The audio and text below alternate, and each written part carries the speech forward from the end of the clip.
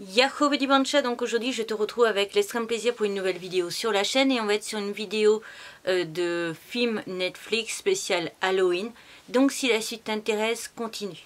Pour ce qui est du premier film, on a vu... Alors, à savoir que la vidéo va être découpée en plusieurs fois parce que je vais revenir à plus ou moins à chaque fois que je vais regarder les séries. Parce que là, le jour où je filme, on est le 8 août. Mais en fait, il va avoir... comment dire ? Là, je suis aussi en train de regarder une série normale. J'ai regardé en fait Heartstopper saison 2. Mais après, là, comme il y a les vacances, etc., je vais partir une semaine et tout. Je ne vais pas regarder forcément tout de suite d'autres trucs. Et comme en fait, j'essaie de me prendre de l'avance, bah, dès que j'aurai fini de regarder une série, je vous ferai un avis. Ça évitera d'avoir comme une ou deux dernières vidéos où j'étais assez floue dans mes avis parce que j'avais plus trop l'idée en tête. Alors que là, je l'ai... Du coup, là, on est mardi. J'ai regardé genre samedi, je crois, le film, donc c'est assez récent dans ma tête. Donc, ça s'appelle Tous mes amis sont morts. C'est un film de 1h36 qui date de 2020, âge conseillé aux 16 ans et plus. Lorsque la fête du Nouvel An, un grand groupe d'amis traverse un tourbillon d'événements qui révèle des secrets, brise des cœurs et conduit à un dénouement choquant. En fait, on va commencer le film à suivre directement des policiers qui arrivent sur un lieu où il y a eu une fête, du coup, c'est la fête du Nouvel An. Et il s'avère tout simplement que tout le monde est mort. En tout cas, on voit qu'il y a eu plein de gens de morts et ils n'arrivent pas trop à comprendre comment ça s'est passé, comment ça s'est fait. Et donc, on va tout simplement revenir en arrière, revenir au début de la soirée et voir tout simplement ce qui s'est passé. Là où j'ai été énormément déçue, c'est tout simplement en fait que c'est pas un meurtrier sanguinaire, c'est pas un pétage de cave du tout. C'est juste en fait une avalanche de pas de chance. Donc c'est-à-dire qu'on va... Alors je vais t'expliquer le premier meurtre, mais pour que tu puisses comprendre. En fait, le premier meurtre, ça va être deux personnes qui sont en train de le faire. La fille tient un pistolet parce que ils sont allés dans le bureau du papa des gens qui les ont invités. La fille avait un pistolet, elle essaye de viser dehors, etc. Puis finalement, en fait, ils vont le faire juste après. Donc, elle garde le pistolet dans la main, ils le font, etc. Et en fait, elle va donner un... Enfin, ils vont être surpris et elle va tirer sans le vouloir. Donc le gars meurt et bien entendu il faut cacher le cadavre, sauf qu'en voulant cacher le cadavre, ça va créer d'autres situations problématiques, etc. Où du coup une autre personne va mourir parce que justement elle aura vu eu l'info que machin est mort. Et puis en fait elle-même en voulant par exemple, c'est un exemple là, par exemple si elle voudrait fuir, en voulant fuir elle va tuer quelqu'un d'autre, etc. etc. Après bon... Il y a peut-être d'autres choses, hein, je ne te dis pas tout. Mais au tout début, ça commence comme ça, en tout cas pour les premiers morts. Et j'ai été un petit peu déçue parce que en fait, il n'y avait rien de très captivant dans le film en soi. J'ai pas été transcendée par l'idée du scénario, etc. C'est juste une avalanche de pas de chance. Et les personnages sont pas du tout attachants. Il n'y a rien qui nous donne envie de voir ou de savoir la suite. Par exemple, dès qu'il y a une situation qui fait de la merde, en fait, t'as pas hâte de savoir, vu que tel personnage va survivre, par exemple, t'as pas du tout hâte de voir ce qui va se passer, parce qu'en fait, c'est juste un film et ça dure juste 1h30.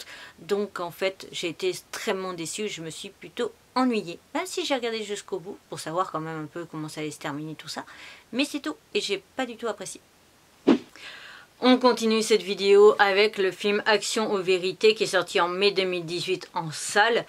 Et qui est donc disponible aussi sur Netflix. Il dure 1h40 et dans le genre épouvante, horreur et trailer. En ce qui concerne donc les grandes lignes, le film aussi, à savoir qui m'a un petit peu intéressée parce que bon, Action aux vérités, c'est un jeu d'enfant qui vire là en version Halloween, donc juste tout pour me plaire. Et aussi le fait qu'il y ait cette actrice-là, qui est une actrice qui est dans la série Pretty Little Liars, que j'ai regardé en entier l'an dernier, que je me suis fait un plaisir de regarder en entier en DVD, parce que sinon je la regardais à la télé, mais à chaque fois je loupais un petit peu les épisodes, etc., où j'ai même pas vu la fin, parce que j'avais vu la première partie, et la deuxième partie j'avais vu les 2-3 premiers épisodes, et puis je sais pas pourquoi j'ai pas vu la fin. Donc du coup je m'étais acheté l'intégrale en DVD pour faire mon sport. Et donc je crois que c'était l'an dernier que j'ai regardé l'intégralité. Bref, donc en fait j'ai aussi craqué à cause de l'actrice parce que c'est ma préférée dans Pretty Little Liars.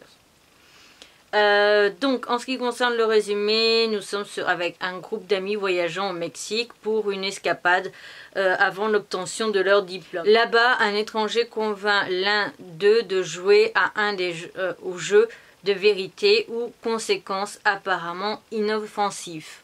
Et en fait, on va très vite découvrir qu'il les a emmenés en fait dans une grotte avec une espèce de temple et que tout simplement quand il va activer lui en les faisant jouer à action vérité, les personnes qui sont rentrées dans la partie, donc tout le monde qui est autour d'eux, sont coincés et en fait on va jouer à action vérité, chacun à leur tour et au final en fait c'est soit tu arrives à agir, soit à donner vraiment une vérité, soit à faire l'action, soit tu crèves. Et donc forcément ça va continuer jusqu'à ce qu'il en reste plus qu'un. Mais on va très vite comprendre qu'il n'y a pas que ça par rapport à la série, etc. Et je te laisserai le découvrir. Pour ce qui est de mon avis, j'ai trouvé plutôt sympa, ça passe le temps, on va dire. Je ne l'ai pas trouvé non plus transcendant. La fin est plutôt sympa et j'ai bien aimé parce que je trouve ça tellement simple. Mais en même temps, fallait avoir aussi l'idée et je trouve ça plutôt fun aussi. Voilà, je ne saurais pas dire. J'ai bien aimé la fin, elle est simple et efficace, il n'y a pas de prise de tête. C'est bien, j'avais très peur en fait qu'on soit sur une fin éclatée au sol ou alors un retournement de situation pour trouver la solution finale. Et non, en fait, on a vraiment quelque chose de simple posé. Mais voilà, c'est même moi le genre de fin que j'aurais choisi. Enfin, que je voyais quand j'ai vu le film et que j'ai compris en fait le problème du jeu et l'explication du jeu, pourquoi il y a eu cette malédiction en fait. Donc voilà, j'ai trouvé plutôt cool. On continue la vidéo avec un autre film. Alors juste au cas où, je tiens à préciser qu'on a pleuré dans la précédente vidéo que j'ai filmée aujourd'hui, qui est la vidéo de Sans aller à l'école, je suis devenue mangaka, mais plutôt la suite, Sans aller à l'école, je me suis fait des amis. Voilà, c'était juste un petit disclaimer au cas où. On continue donc cette vidéo avec des habits de film et il y a beaucoup à dire. On va commencer donc avec Proud Mary, qui est donc en cherchant à protéger un jeune orphelin, une tueuse à gages rongée par la culpabilité s'attire les foudres de la mafia et voit sa vie menacée de toutes parts. Alors en fait le truc est mal expliqué, en fait c'est une tueuse à gages qui est engagée pour tuer du coup un homme, sauf que quand elle tue cet homme, ça se passe bien, et elle fouille la maison quand même par sécurité, parce que normalement dans ces cas-là, tu sais, je pense qu'elle désigne tout le monde, sauf qu'elle ne touche pas aux enfants, et à ce moment-là elle aperçoit en ouvrant un petit peu une pièce, qu'il y a un enfant en train de jouer à la console, donc elle referme la porte et ça ira pas plus loin. Sauf que donc elle est rongée par le remords vu que maintenant ce garçon est devenu orphelin et en fait il se trouve que ce jeune homme pour survivre a été récupéré par un gang de la mafia et donc fait les petites livraisons etc. pour eux. Et un jour en fait elle va décider de s'en occuper parce que tout simplement, je suis désolée ça me gratte, tout simplement en fait le jeune homme s'est attiré les foudres, il s'est blessé. Et donc il s'écroule dans la rue, donc elle décide de le récupérer pour le soigner, etc. Il va vite comprendre son métier et autres. Sauf que pour le protéger, elle est obligée de faire des choses pas forcément très cool. Et qui fait qu'elle se fout toute la mafia de la ville ado. Mais pas que forcément cette équipe-là, mais plein de merde, etc. Honnêtement, j'ai été extrêmement déçue parce que le film est ultra facile, ultra simple, ultra cliché, il n'y a rien de surprenant, il n'y a pas d'angoisse, il n'y a pas de... Tu te dis, oh là là, il va lui arriver quelque chose, oh mon Dieu, ou alors t'es surpris par une scène de combat ultra stylée, rien, je me suis juste royalement fait chier, soyons clairs, hein. De toute façon, je suis pas là pour jouer ma langue de bois. Donc, juste à préciser qu'il date de 2018 et qu'il est âge conseillé aux 16 ans et plus. Et il dure 1h30. Et je me suis fait chier pendant 1h30, mais comme jamais. Voilà, c'était tout. Ensuite, il y a eu la série Bodyguard. Alors, On est sur une série qui date de 2018, il y a 6 épisodes de 1 heure et c'est âge conseillé aux 16 ans et plus. À la suite d'un attentat, un enquêteur se méfie de plus en plus de Bud, dont l'équilibre psychologique chancelle. Alors en fait, c'est encore une fois mal expliqué les résumés, je trouve, de Netflix. On est donc avec un enquêteur, soi-disant. Et un jour, moi j'ai vu que c'était plutôt un policier. Mais bref, toujours est-il, c'est un homme et il se retrouve dans un train où il y a une alerte à la bombe, où il y a en fait un couple de personnes qui préparent donc de se faire exploser dans un train, histoire de... Voilà, tous ces trucs-là qu'on a eu aussi il n'y a pas si longtemps que ça en France. C'est exactement la même. Et donc, il arrête ça, il arrête le train, il gère la situation et tout. Et en fait, on va le muter, du coup, tellement qu'il a été génial et tout ça, qu'il a sauvé un train entier.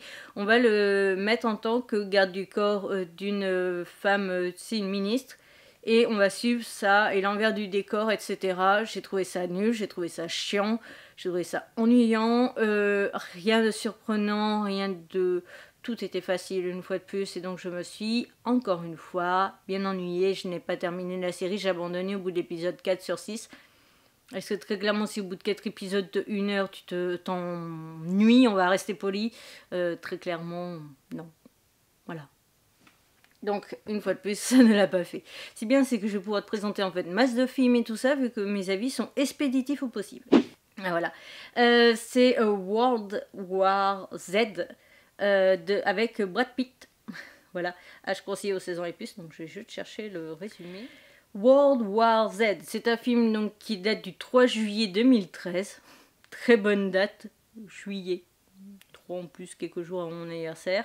Donc c'est un film des États-Unis, je pense qu'on s'en serait douté éventuellement vu qu'il y a Brad Pitt dedans. Voilà. Un jour comme les autres, Jerry, je pense plutôt, Lan et sa famille se retrouvent coincés dans les embouteillages monstres sur leur trajet quotidien. Ancien enquêteur de la Nation Unie, Jenny comprend immédiatement que la situation est inhabituelle, tandis qu'un hélicoptère de la police sillonne le ciel et que les motards quadrillent les rues de la ville, basculent dans un chaos, les gens s'en prennent violemment les uns aux autres et virus mortel semble se propager. Donc, en fait, c'est tout simplement un film d'invasion zombie. On est avec une famille, avec un petit frère, une grande sœur et du coup des parents. Ils sont dans les embouteillages un matin pour aller embaucher et déposer les enfants à l'école. Et en fait, ils vont se rendre compte que les gens ont un drôle de comportement, que les gens commencent à s'attaquer les uns aux autres, à se foncer dessus, à se mordre, etc., à agir un petit peu bizarrement. Et donc, tout simplement, le père de famille, vu que c'est un ancien... truc, voilà, et il va tout simplement protéger sa famille et essayer de les sauver de cette invasion de zombies. Donc voilà en ce qui concerne le scénario de base, le résumé de base.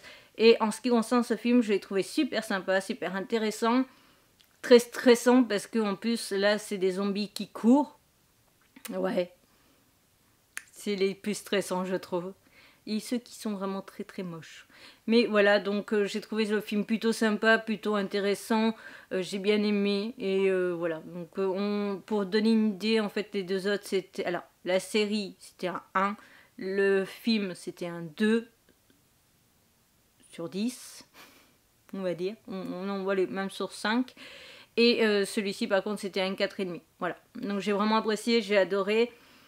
Après, Brad Pitt en soi, c'est pas forcément un acteur que j'apprécie, donc je ne suis pas « Oh là là, c'est Brad Pitt, wouhou !» Non.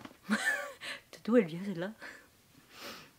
Mais voilà, donc toujours est-il, j'ai vraiment apprécié ce film, j'ai trouvé plutôt intéressant et plutôt cool. Et je vais voir si je trouve pas d'autres films de zombies comme ça, dans le même genre, ou en tout cas avec Brad Pitt peut-être éventuellement. Voilà. Bref, toujours est-il, très très bon film, et je te le recommande si tu ne l'avais pas encore vu.